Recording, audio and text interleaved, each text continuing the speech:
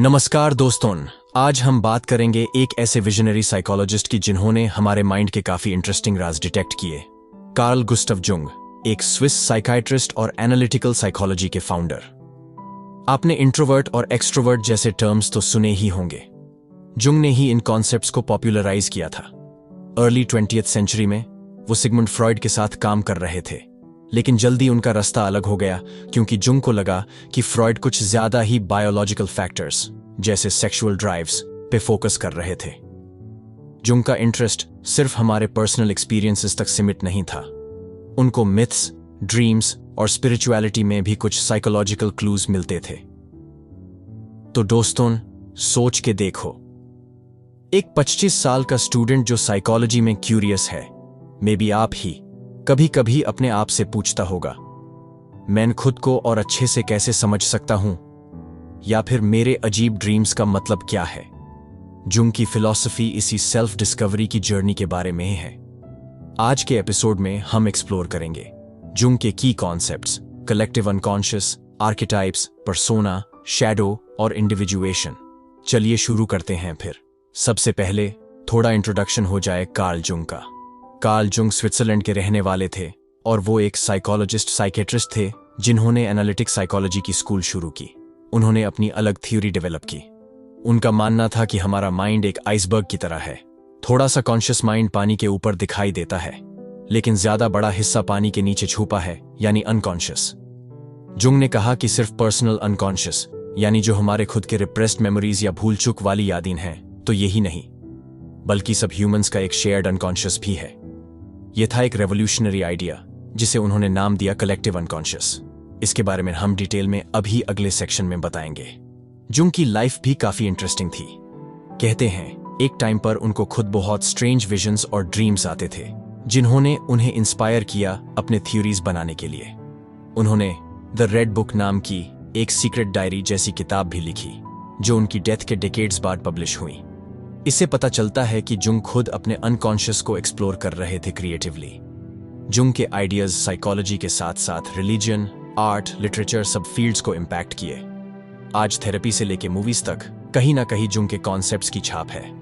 अब हम इनके कोर कॉन्सेप्ट्स को एक एक करके डिकोड करते हैं। सबसे पहले कलेक्टिव अनकॉन्शियस। सो दोस्तों, जरा सोचिए, क्या कभी ऐसा हुआ है कि आप एक सिंबल देखते हैं, जैसे मंडाला या एक स्नेक इन अ ड्रीम, और आपको अंदाजा है कि इसका डीपर मीनिंग है जो शायद हर कल्चर में सिमिलर है। जुंग कहते थे कि ऐसे सिंबल्स और थीम्स हर जगह कॉमन इसलिए हैं क्योंकि हम सबके अनकॉन्शियस माइंड्स एक दूसरे से कनेक्टेड हैं।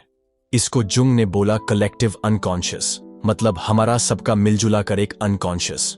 उनके हिसाब से हम सबके माइंड के डीपेस्ट लेवल पे कुछ यूनिवर्सल मेमोरीज और पैटर्न स्टोर्ड हैं जो हम इनहेरिट करते हैं, जैसे एक psychic library of human kind.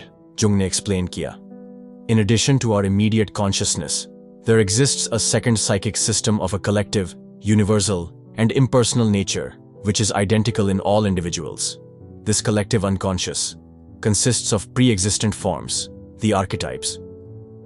यानी हर इंसान के अंदर एक ऐसा लेयर है जो पर्सनल नहीं बल्कि यूनिवर्सल है, और इसमें एंशिएंट पैटर्न्स या आइडियाज, जिन्हें आर्केटाइप्स कहते हैं, मौजूद हैं। ये कॉन्सेप्ट थोड़ा एब्स्ट्रैक्ट लग सकता है, तो चलो थोड़ा सिंप्लीफाई करते हैं।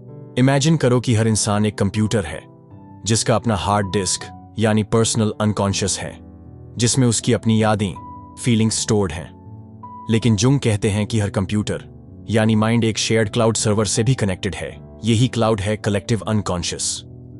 इस क्लाउड में पुराने जमाने के एक्सपीरियंसेस और सिंबल्स का डेटा है जो सब में कॉमन है। इसीलिए हम देखते हैं कि अलग अलग कल्चर्स की मिथोलॉजी में बहुत मिलते जुलते किस्से और किरदार होते हैं, जैसे ग्रेट फ्लड का किस्सा या हीरो की कहानी, वाइज ओल्ड मैन का character, mother goddess figure, etcetera. Jung ने बताया कि ये सिमिलर थीम्स दुनिया भर की मिथाकों में इसलिए रिपीट होते हैं बिकॉज हम सबके अंदर एक शेयर्ड अनकॉन्शियस है जो इनको जन्म देता है। देखो, अब इसको रियल लाइफ एग्जाम्पल से कनेक्ट करते हैं। अगर आप मार्वल या डीसी की सुपर हीरो मूवीज देखते हो तो कहानियों में एक फेमिलियर पैटर्न महसूस होता है।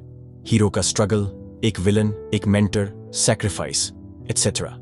ये पैटर्न सिर्फ मॉडर्न कॉमिक्स में ही नहीं, पुरानी epics, Ramayana, Mahabharata, Greek mythology में भी मिलते हैं। ऐसा लगता है जैसे कहानियां बदल जाती हैं पर थीम वही रहता है। जुंग कहते थे कि ये कलेक्टिव अनकॉन्शियस की वजह से है, जहां से हम ये यूनिवर्सल स्टोरी टेम्पलेट्स खींचते हैं। इसका एक साइकोलॉजिकल साइड भी है। कभी कभी आप बिना किसी क्लियर रीजन के किसी चीज से डरते हैं, फॉर एग्जाम्पल अंधेरा या कोई unknown scary figure. It could be because हम सबके अनकॉन्शियस में कुछ प्राइमल फियर्स वायर्ड हैं, शायद अंदर का भूत। सर्टनली सब स्कॉलर्स इस कॉन्सेप्ट से अग्री नहीं करते। कुछ लोगों ने क्रिटिसाइज किया कि कलेक्टिव अनकॉन्शियस को साइंस से प्रूव करना मुश्किल है और ये थोड़ा मिस्टिकल आइडिया है। लेकिन फिर भी न्यूरोसाइंस और एंथ्रोपोलॉजी में कुछ एविडेंस ऐसे पैटर्न्स का दिखता है, जैसे ह्यूमन यूनिवर्सल्स। चाहे आप लिटरल क्लाउड मैनेज ना मानो, मेटाफोरिकली ये कॉन्सेप्ट काफी इंसाइटफुल है। आज जब हम कहते हैं it's in our DNA to fear snakes या हम सोशल बीइंग्स हैं, स्टोरीज हमें कनेक्ट करती हैं, समवेयर हम कलेक्टिव अनकॉन्शियस की ही बात कर रहे होते हैं। जुंग का मानना था कि ये अनसीन शेयर्ड लेयर हमारी लाइफ को प्रोफाउंडली इन्फ्लुएंस करती है, हमारे एक्सपीरियंसेस को एक डीपर मीनिंग देती है। अब बात करते हैं आर्केटाइप्स की। ये वर्ड सुना हो तो शायद आपको याद आए स्कूल कॉलेज में, जैसे archetype of a hero. Jung के लिए archetypes are basically universal symbols और पैटर्न्स जो हम सबके कलेक्टिव अनकॉन्शियस में पाए जाते हैं। थोड़े अलग शब्द में बोले तो एक यूनिवर्सल इनहेरिटेड आइडिया और pattern of thought that is present in the collective unconscious of all human beings. Simplify करूं तो ये ऐसे प्राइमल इमेजेस या रोल्स हैं जो हर कल्चर, हर इंसान कुछ हद तक पहचान लेगा। एग्जाम्पल्स: मदर आर्केटाइप, हर जगह मां का एक इमेज होता है associated with nurturing, care. Hero archetype, वो बहादुर इंसान जो मुश्किलों से लड़ता है, सैक्रिफाइस करता है। शैडो आर्केटाइप, एक शैतानी या चालाक किरदार जो चीजों को बिगाड़ता है। वाइज ओल्ड मैन वुमन, एक बुद्धिमान मेंटर जिसे सब ज्ञान है। आप अगर कहीं भी मिथोलॉजी, कहानी या इवन सपने एनालाइज करो, इनमें से काफी कैरेक्टर्स मिल सकते हैं। जुंग का कहना था कि ये आर्केटाइप्स हमारे इंस्टिंक्ट्स के साइकिक काउंटरपार्ट हैं। मतलब जैसे शारीरिक तौर पे हम सबके अंदर कुछ इंस्टिंक्ट्स, जैसे खाने का, सर्वाइव करने का इंस्टिंक्ट होते हैं, वैसे ही साइकी के लेवल पे हमारे अंदर कुछ इंस्टिंक्चुअल इमेजेस होते हैं जिन्हें हम बिना सिखाए समझ जाते हैं। बच्चे को भी हीरो वर्स विलन की स्टोरी समझने के लिए थ्योरी नहीं चाहिए होती। उनको नेचुरली पता होता है हीरो मतलब गुड, विलन मतलब बैड। एवोल्यूशनरी टर्म्स में बोलें तो ये प्री इंस्टॉल्ड सॉफ्टवेयर की तरह है माइंड में। आर्केटाइप्स खुद एकदम क्लियर पिक्चर नहीं होते शायद, पर जब वो हमारे एक्चुअल लाइफ एक्सपीरियंसेस से कनेक्ट होते हैं तब एक्टिवेट हो जाते हैं। फॉर इंस्टेंस, एक छोटे बच्चे की लाइफ में जब कोई नर्चरिंग फीमेल फिगर आती है, माँ या दादी, तो उसके अंदर मदर आर्केटाइप की एक्सपेक्टेशन एक्टिवेट हो जाती है। इससे उसके दिमाग में माँ का एक कॉन्सेप्ट और उससे जुड़े इमोशंस डेवलप हो जाते हैं। यानी पर्सनल एक्सपीरियंस कलेक्टिव पैटर्न को एक शेप दे देता है। अब मॉडर्न रियल लाइफ में देखें, हम सब कुछ ना कुछ रोल प्ले करते हैं। कभी आपको लगता है लाइफ में आप हीरो की तरह स्ट्रगल कर रहे हो, या कभी लगता है कि एक मेंटोर की जरूरत है जो गाइड करे। इवन पॉप कल्चर में स्टार वॉर्स जैसी फिल्में बेसिकली आर्केटाइपल स्टोरी बता रही हैं। Luke Skywalker as the hero, Yoda as the wise old man, Darth Vader as the shadow. Social scenarios में भी हम ऑफ्टन अपने अंदर के आर्केटाइप्स से ऑपरेट करते हैं। एग्जाम्पल: एक पर्सन ऑफिस में लीडर जैसा बिहेव करता है, हीरो आर्केटाइप। घर आके फादर मदर आर्केटाइप में शिफ्ट हो जाता है। हमारी इमेजिनेशन, ड्रीम्स, ओवरथिंकिंग, सब में ये आर्केटाइपल थीम्स घूमते रहते हैं। अगर हम ज्यादा नेगेटिव सोच रहे हैं, हो सकता है हम किसी अनसीन फियर यानी शैडो आर्केटाइप से फाइट कर रहे हो अपने माइंड में। जुंग के कुछ फेमस आर्केटाइप्स में से दो और का नाम लोग अक्सर लेते हैं। एनिमा, एनिमस एनिमा मीन्स एक मेले के साइकी में फेमिनिन एस्पेक्ट, मतलब इनर फेमिनिन सोल इमेज, और एनिमस मीन्स एक फीमेल के साइकी का मैस्कुलिन एस्पेक्ट। ये थोड़ा कॉम्प्लेक्स है, पर एस एन एनालॉजी कभी देखा है मूवीज में किसी मेल हीरो को एक मिस्टीरियस फीमेल गाइड करती है, या vice versa. Those are representations of anima and animus. और एक और इंपॉर्टेंट आर्केटाइप है सेल्फ, जो कि परफेक्ट बैलेंस, होलनेस को रिप्रेजेंट करता है। बेसिकली अल्टीमेट फॉर्म जिसे इंडिविजुएशन से हम पाने की कोशिश करते हैं, जिसके बारे में हम आगे बात करेंगे। इन सब का पर्पस क्या है? जुंग कहते थे कि अगर हम अपने अंदर इन आर्केटाइपल एनर्जीज को समझें तो हम अपने आप को और अच्छी तरह जान सकते हैं। फॉर एग्जाम्पल, अगर मुझे बार बार ऐसा लगता है कि मुझे एक हीरो की तरह हर प्रॉब्लम सॉल्व करनी है, तो शायद मैं अपने हीरो आर्केटाइप से ओवर आइडेंटिफाई कर रहा हूं, या फिर अगर मैं हमेशा किसी गुरु या मेंटर को ढूंढता रहता हूं लाइफ में, maybe it means I need to develop अपनी इनर विजडम। खुद मेरी साइके मुझे वाइज ओल्ड मैन आर्केटाइप ढूंढने पे मजबूर कर रही है, क्योंकि अभी तक वो क्वालिटी मैंने खुद में डेवलप नहीं की। सुनने में अजीब लगता है, पर जब आप इस एंगल से सोचते हैं ना, काफी चीजें जो हम लाइफ में करते हैं उनका एक नया पर्सपेक्टिव मिलता है। आजकल सेल्फ हेल्प और थेरेपी में भी लोग inner child, inner hero, inner critic जैसी बातें करते हैं। ये सब कॉन्सेप्ट जुंगियन आर्केटाइप से ही रिलेटेड हैं। चलिए अब उतरते हैं जमीन पे, मोर डे टू डे बात करते हैं। इमेजिन करो आप एक सोशल मीडिया प्रोफाइल देख रहे हो किसी फ्रेंड का, हमेशा हैप्पी, हमेशा पॉजिटिव, एकदम कूल पिक्स, फिल्टर्ड लाइफ। या फिर सोचो आप जॉब इंटरव्यू देने जा रहे हो, आप अपने आप को सबसे वेल बिहेव्ड, कॉम्पिटेंट वर्जन में प्रेजेंट करते हो। ये जो हम मास्क पहनते हैं सोसाइटी के सामने अपना बेस्ट फुट फॉरवर्ड रखने के लिए, इसी को जुंग ने बोला persona. Latin word persona actually वही मास्क के लिए यूज होता था जो पुराने जमाने के एक्टर्स पहनते थे।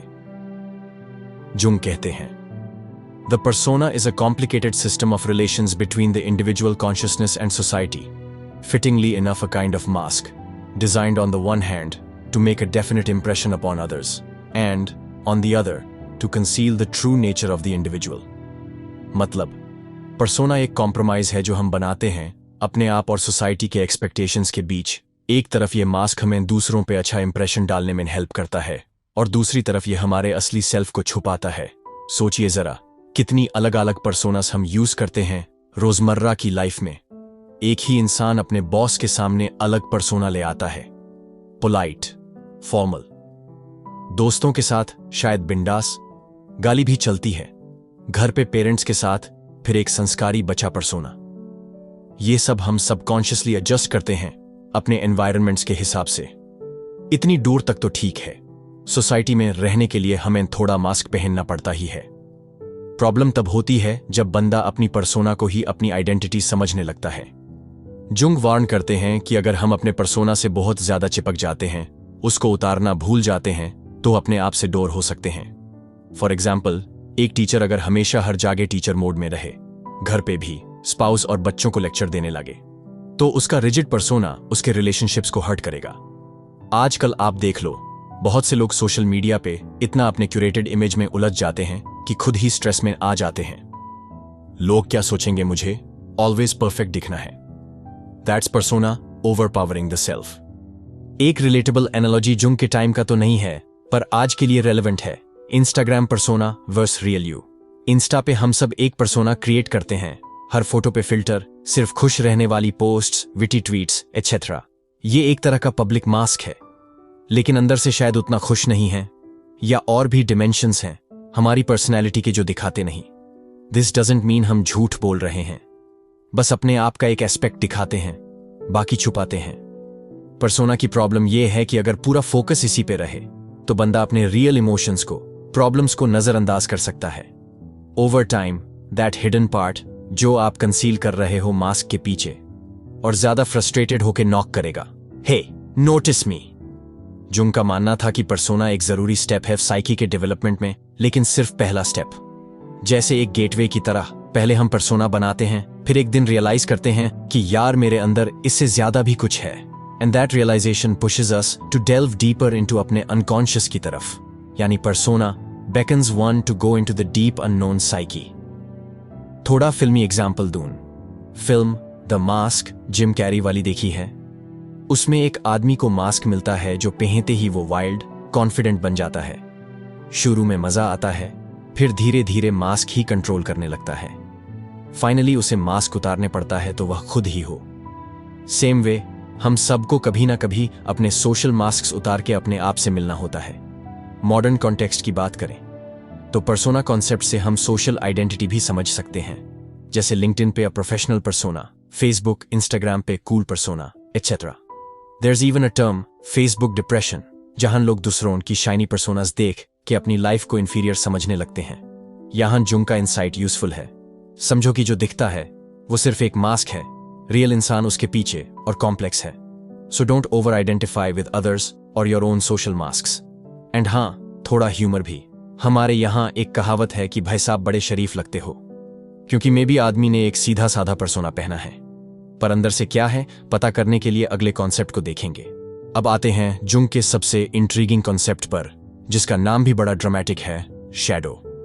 जुंग कहते थे हमारे पर्सनैलिटी का वो पार्ट है जिसे हम अपनी कॉन्शियस लाइफ में एक्सेप्ट नहीं करते बल्कि दबा के रखते हैं। In his words, everyone carries a shadow and the less it is embodied in the individuals conscious life the blacker and denser it is. मतलब हर इंसान के अंदर कुछ ना कुछ अंधेरा हिस्सा है, और जितना हम उसे अपनी कॉन्शियस सोच से दूर रखने की कोशिश करेंगे उतना ही वो और काला यानी बुरा और हैवी होता जाएगा। ये शैडो होते क्या हैं? सिंपलेस्ट डेफिनेशन जुंग ने दी, shadow is the thing a person has no wish to be. यानी आपके अंदर जो कुछ भी ट्रेट्स, डिजायर्स या मेमोरीज हैं जिन्हें आप बिल्कुल पसंद नहीं करते अपने बारे में, उनको आप अपने आप से छुपाने की कोशिश करते हो, वही आपका शैडो बन जाता है।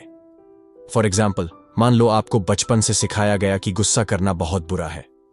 आपने अपनी पर्सनैलिटी ऐसी बनाई कि मैं एक शांत पर्सन हूं, मैं कभी भी गुस्सा नहीं हूं। What happens to your normal human anger then?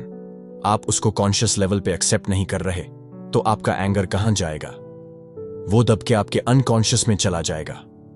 That anger, resentment becomes part of your shadow.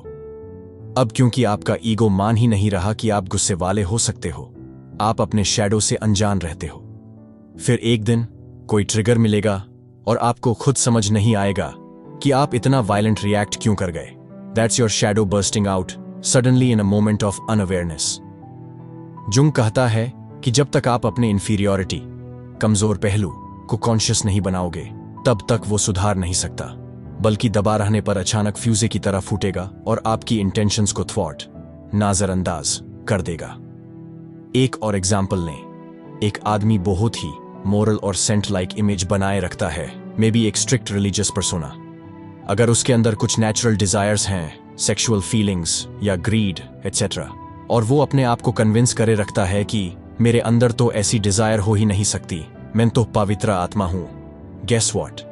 Those desires don't magically disappear, they just go into the shadow. फिर कभी स्कैंडल सुनाई देगी कि वही सेंट लाइक व्यक्ति किसी सीक्रेट रॉन्ग डूइंग में पकड़ा गया।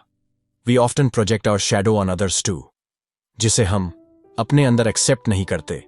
हमें वही चीज दूसरे लोगों में हर तरफ नजर आने लगती है।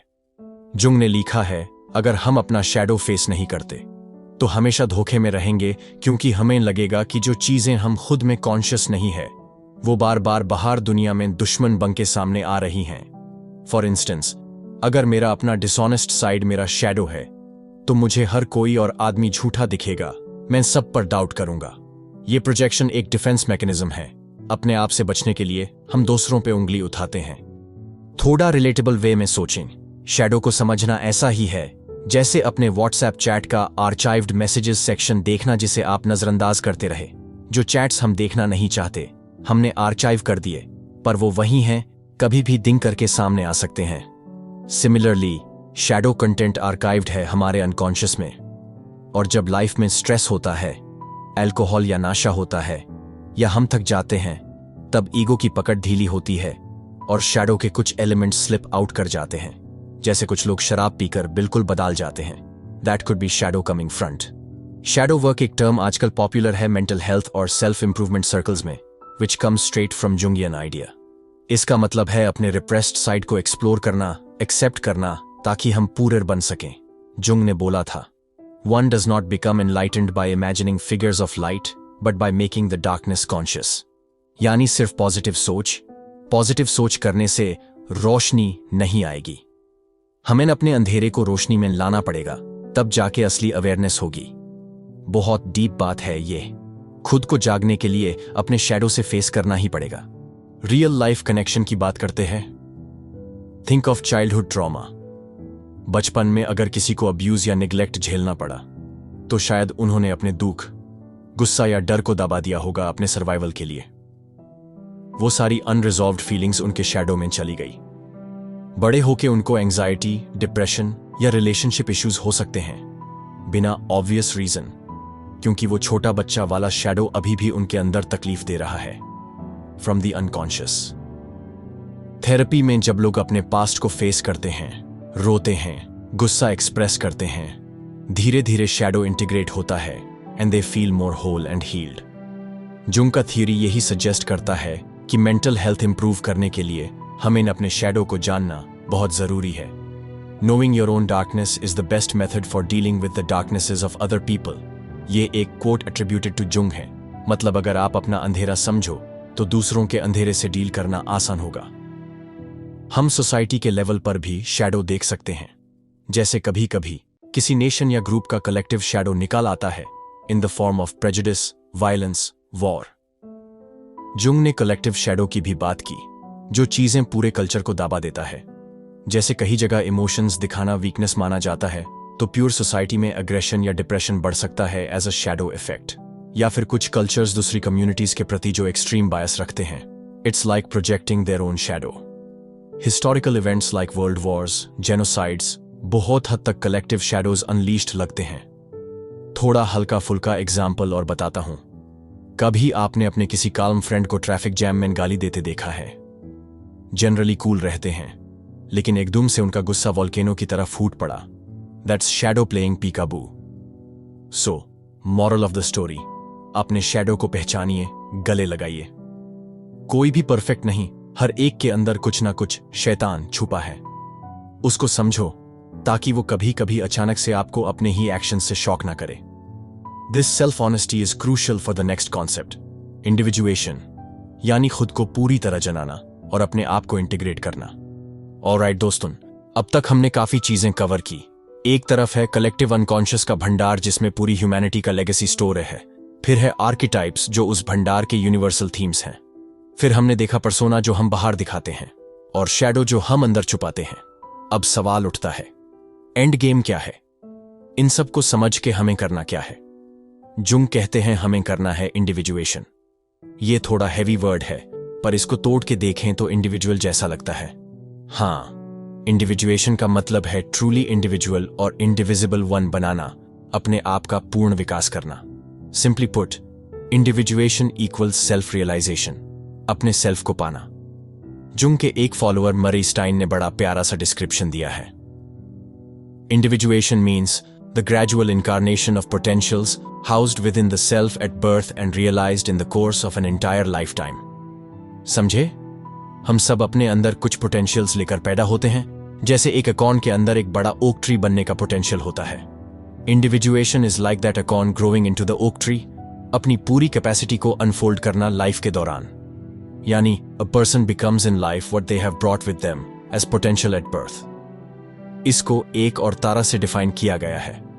The goal of the individuation process is the synthesis of the self, यानी हमारे अलग अलग parts, ego, unconscious, archetypes, persona, shadow, anima, animus etcetera को जोड़कर एक सिंथेसाइज्ड सेल्फ बनाना। थोड़ा फिलोसॉफिकल है, लेकिन एग्जाम्पल से क्लियर करते हैं।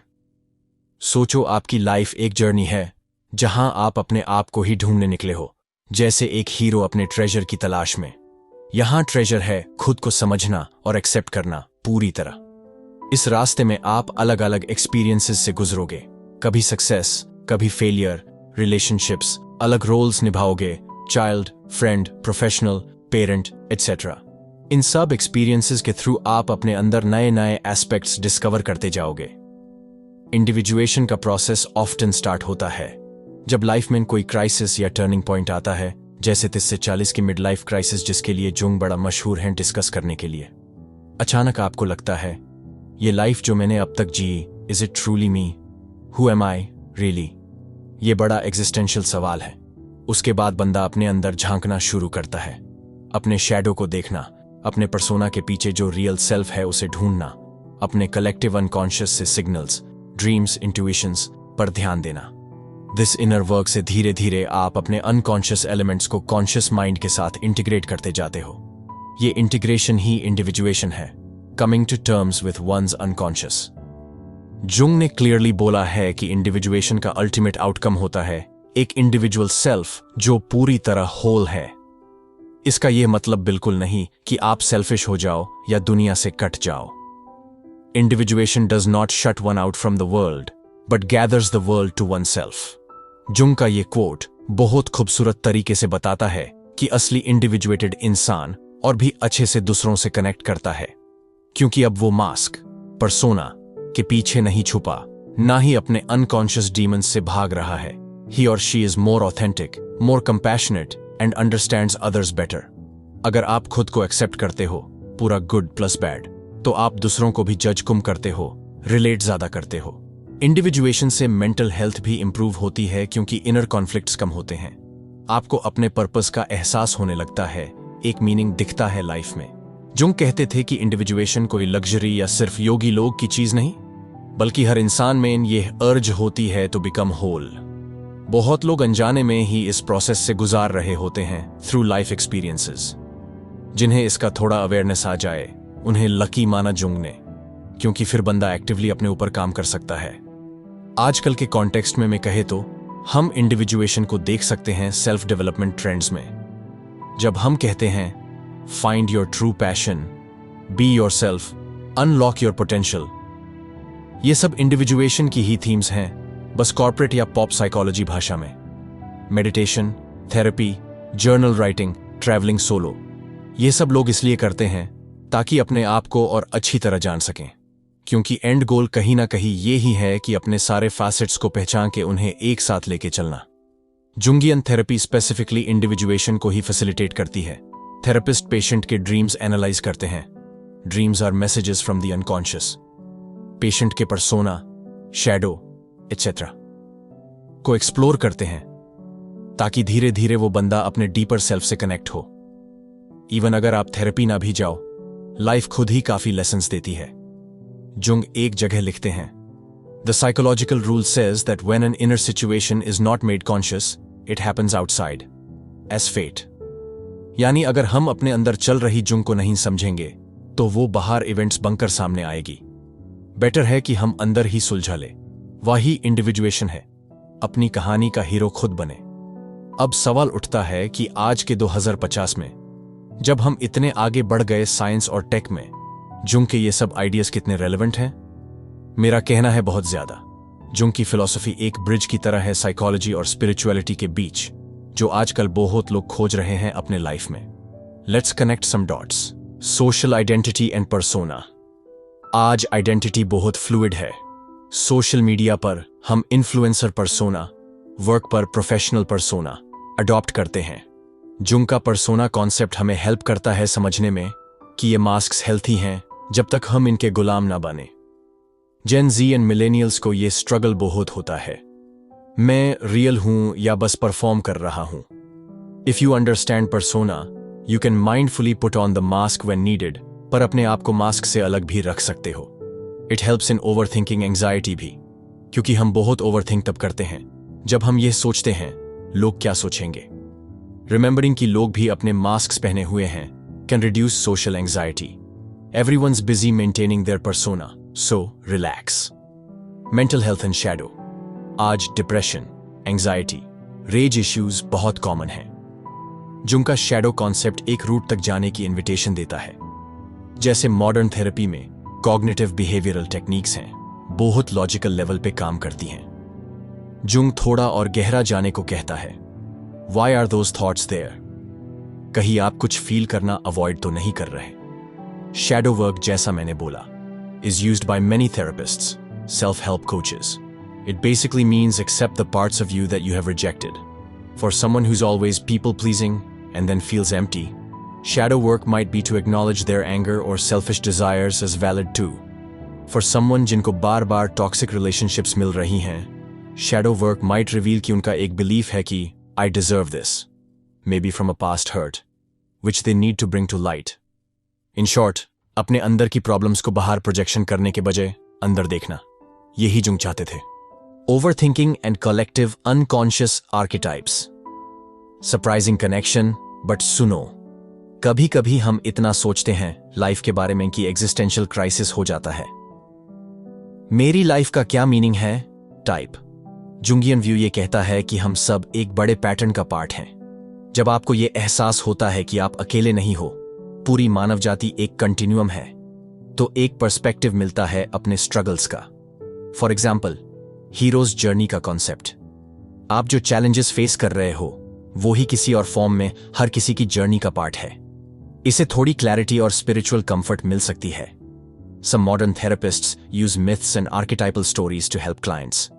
ऑल्सो क्रिएटिव आर्ट्स, अगर आप ओवरथिंक करके परेशान हो, समटाइम्स एक्सप्रेसिंग थ्रू आर्ट और writing can tap into archetypes and give relief, क्योंकि आप अपने अनकॉन्शियस को एक्सप्रेशन दे रहे हो कॉन्शियसली।